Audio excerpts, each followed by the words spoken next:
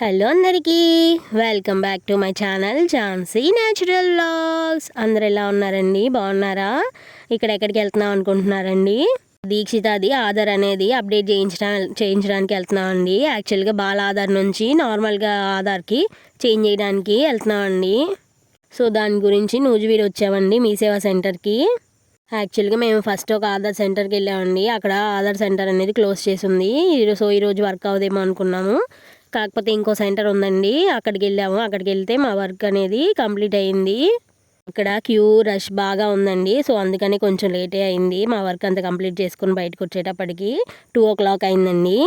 నేను మా దీక్షిత ఆధార్ని ఫిలప్ చేస్తుంటే ఫామ్ ఇస్తారు కదండి, ఆ ఫామ్ ఫిలప్ చేస్తుంటే ఇంకా 3-4 వచ్చారండి. మాది కూడా ఫిలప్ చేయమని చెప్పేసి వాళ్ళది కూడా ఫిలప్ చేసి బయటకు వచ్చేటప్పటికి చాలా టైం అయిపోయింది.